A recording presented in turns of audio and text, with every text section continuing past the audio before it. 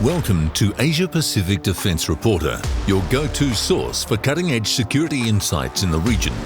Get ready for rapid-fire analysis and commentary from the Asia Pacific with your host, Kim Bergman.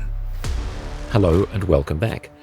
There were a couple of major events last week: the visit of US President Donald Trump to China and the Australian federal budget.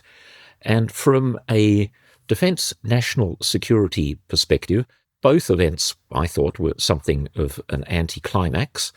We'll start with the Australian defence budget. It's seen a further increase from the year before. It's about 6% up on the spend for 2025-2026, and now in dollar terms is at about $45.2 billion, which is roughly 2.02% of GDP.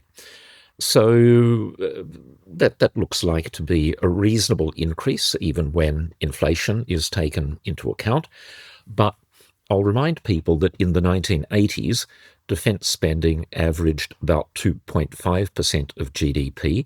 So I really don't understand why everyone seems to be swallowing the line coming out repeatedly from the government that this is some sort of historic spend. You know, in dollar terms it is, but that's because all expenditure goes up every year, unless we're in a huge depression. And so to be spending a bit more than the year before is no major achievement.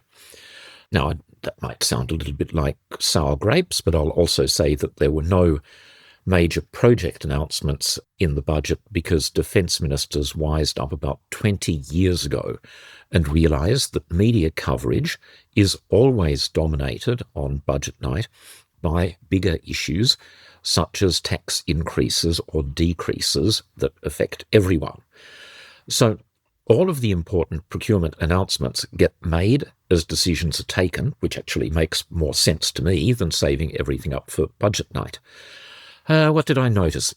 In the finer detail, there was a 30% boost to funding for the Australian Submarine Agency. That's the agency responsible for acquiring nuclear-powered submarines for Australia and also managing the Collins fleet.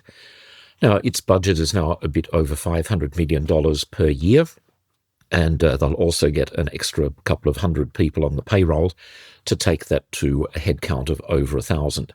What they are all doing, no one knows. Well, no one outside defence knows. Now, looking at President Trump's visit to China, the word that I used was anticlimactic, and that might be a good thing because some of us were concerned that Donald Trump might have been spooked into sort of giving away Taiwan or something dramatic like that. Nothing that startling occurred, though the readout from the American side and the Chinese side is radically different. President Trump, of course, claimed that it was the greatest summit ever in the history of summits. That's total nonsense. The Chinese sort of, I don't want to say downplayed it, but were in fact just factual and direct in their assessment that, good relations were important for both countries and that progress was being made. But on things like President Trump's claim that Boeing was going to sell somewhere between 200 and 700 commercial aircraft, that hasn't been backed up by anyone, including by Boeing themselves.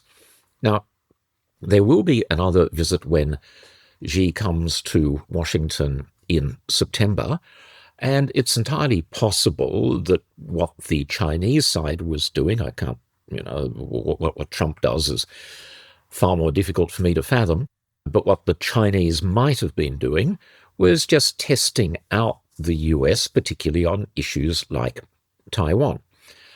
And there is a crucial thing there to watch, namely, that is whether, after the discussions in Beijing, the United States does go ahead with a $14 billion arms sale to Taipei. It's been approved by Congress some months ago, but it's been stalled for a while. And I think this is going to be a litmus test for how the relationship between the US and China looks from here on. Because, if Trump holds his nerve. And the Chinese were pretty direct in saying that Taiwan did represent a military flashpoint. They've identified it as such an important issue for them. Now, Trump has maintained a position of strategic ambiguity when asked whether the US was going to come to Taiwan's defense. He did, I think, the right thing in just refusing to say one way or another whether that would be the case. Keep everyone guessing. But let's see what happens with the $14 billion arms sale. If it doesn't go ahead in the next couple of months, I and everyone else will come to the conclusion that there has been, under Chinese pressure, a fundamental shift in the relationship. We'll keep an eye on that one. And I'll also say that politically for Donald Trump, this does mark a bit of a change, because throughout his career, a constant theme has been getting tough on China.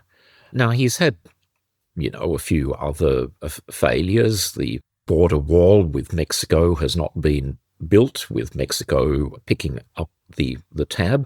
The Ukraine war, he did not end that within 24 hours of coming to office.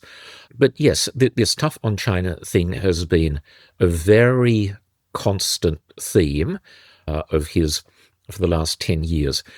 And as well as the sort of vagueness about the arms sale to Taiwan, he also raised some eyebrows by indicating that he was quite comfortable with Chinese farmers, buying up American land. I'm not sure how that is going to play out with his MAGA base. So there's interesting things happening there. We all have to watch that with care. Security implications for Australia, I would say, nothing bad. We would be in a more difficult position if relations between the US and China were deteriorating very rapidly and that we were under pressure to pick sides. Now, that isn't happening. The longer-term dynamic, though, is a very interesting one, and I've touched on this before, and that is if Trump goes along with his apparent belief in sort of spheres of influence, that the United States gets, all of the Americas and maybe Greenland, Russia gets Europe and Central Asia, and China gets this part of the world.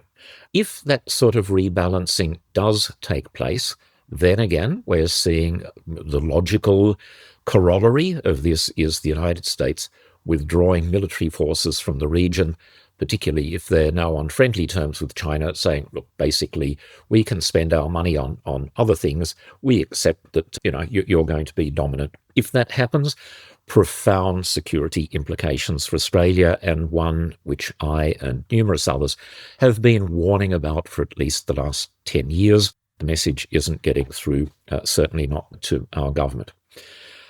Now, President Trump also claimed that China had agreed to stop helping Iran militarily. But again, that hasn't been said by the Chinese side.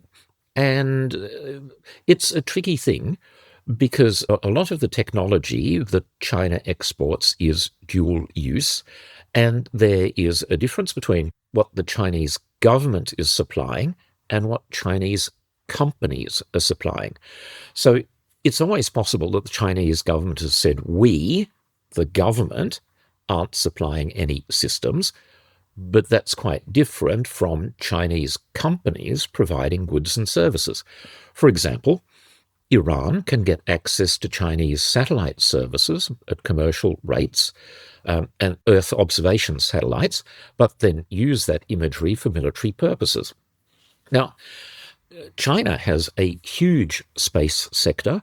It has more than 600 high-quality imaging satellites in orbit, and some of them are said to have the world's best optics. Now, these satellites, of course, are keeping an eye on, well, everywhere really, but certainly what's going on in the Strait of Hormuz and that area, and Iran, through commercial deals, is able to access that. So the satellites are sending them pictures of where US assets are, indeed, where Australian assets are. And when it comes to that technology, bear with me, it's a small digression, I note that Australia doesn't have a single optical satellite, because that was one of the first things that Labor scrapped when they first came to office. It was called the National Space Mission for Earth Observation, which was canned on the 29th of June 2023. That was meant to be for 4 satellites that could be used for natural disaster monitoring, Earth observation missions looking for things such as impending crop failures. But, as I've described, they also have a military dual-use purpose. They, depending on where they were looking, they could be providing information about warships from other countries in our region, just as an example. Anyway, that's gone. And a year later, November 2024, our big military communications satellite project, known as JP9102, that has also been suspended or redefined or something. Industry is still waiting for an outcome of that process. I feel that satellite technology is an area that Australia has just chronically neglected, and that should change. But I digress. And back to the main theme of the US no longer being a reliable ally. I also noticed last week that a deployment of 4,000 US troops to Poland as part of a NATO exercise was scrapped at 2 days' notice. Certainly shook the Poles and shook some of the other Europeans up, because this follows a decision just a couple of weeks ago to withdraw 5,000 troops from Germany. Again, Government of Australia, please note, Poland is a very close ally of the United States in Europe. Poland has exceeded, for the last several years, the US's hope for a 3% spend of GDP on military equipment. They're ideologically aligned with the United States in a broad sense. And so why are the Poles being punished? Maybe punished is too strong a word, but there's just all this weird stuff going on. Whatever it is that the United States is doing, it seems to frequently be weakening Europe militarily rather than strengthening it. Oh, and I noticed, since I've been speaking about Donald Trump, that a proposed 91-store floor tower on the Gold Coast, Trump Tower, has been scrapped. Personally, I think Australia has quite enough bling. We don't need any more gold-coloured buildings anyway. What else? Leaked documents, well reported in a couple of outlets, is that the future East Coast nuclear-powered submarine base, the preference of defence is for that to be located at Port Kembla. That's, I can see the logic of that. There are a whole lot of good reasons why. I'm not sure that the people of Port Kembla and Wollongong will be so enthusiastic, because submarine bases, especially nuclear-powered submarines, are very high priority targets to receive a nuclear device should the worst happen and a serious conflict break out. Now, I'll just qualify that by saying that the number one target are the big SSBNs, the ballistic missile firing submarines that have their own nuclear warheads. If you can take or get rid of those on day one of the war, you're much safer. Australia with SSNs might not be such a high priority target, but we're still going to be quite high up on the list.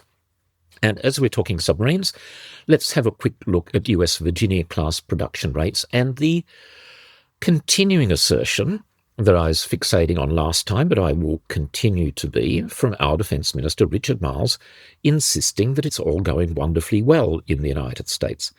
Now, I have no way of knowing if he is being given deliberately misleading advice by the Australian Submarine Agency that I referred to earlier, or whether he just makes stuff up.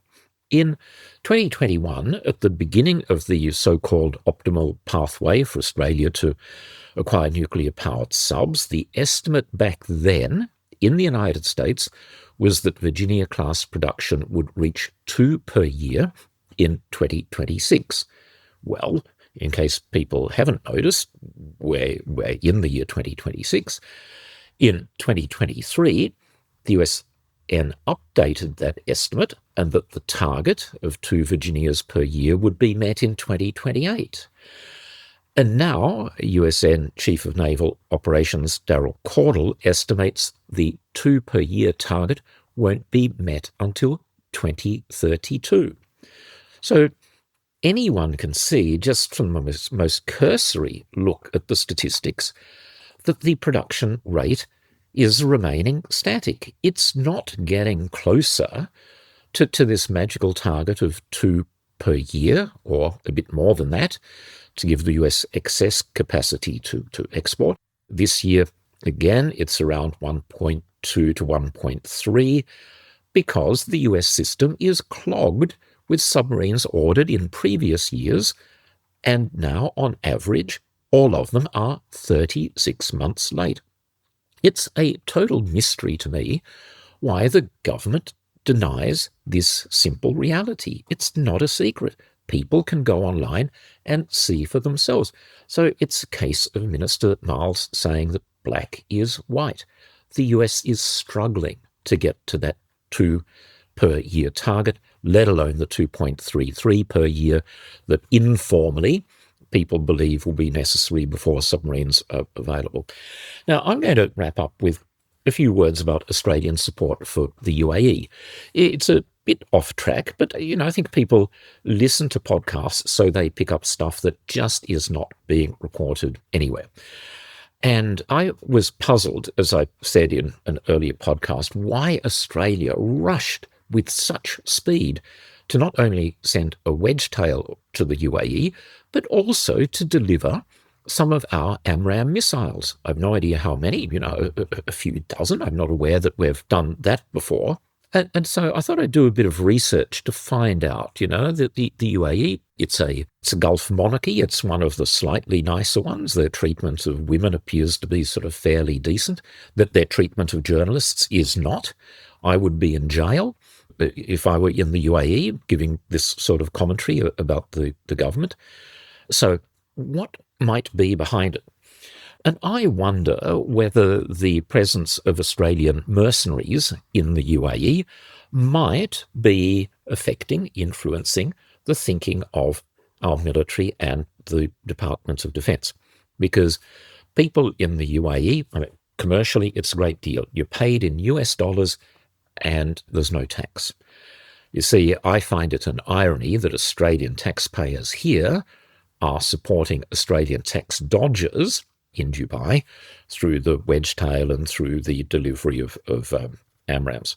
Now, probably the best known Australian to be employed is retired Major General Mike Hindmarsh, who has something of a Special Forces background. I've heard him called legendary. I'm not sure why. Maybe someone can phone in that answer for next week. I'm sure he's a wonderful human being. He was appointed the UAE's National Security Advisor in 2009 and went on to command the elite Presidential Guard from 2011 to 2024. Some Presidential Guard units were accused, and I emphasize accused, of committing war crimes in Yemen. And I'm not saying that he had anything to do with that, but it's, the accusation is out there. He remains on the UAE payroll, sort of as a military academic. Now, it seems that over the last decade, Major General Hindmarsh has apparently employed about 100 retired Australian soldiers and police officers, which is a very nice tax-free addition to their Australian pensions. This is pure speculation on my part, but could this lucrative gravy train explain the enthusiasm and the alacrity with which we deployed the wedge tail? Hold on to that thought. I've run out of time. I'll try and explore that further in the next podcast. Thank you very much for listening. Goodbye for now, and see you next time. That's today's Asia Pacific Defence Reporter. For more in-depth articles, expert opinions and exclusive interviews, visit AsiaPacificDefenceReporter.com. Stay informed, stay ahead. This is your source for all things defence. Until next time.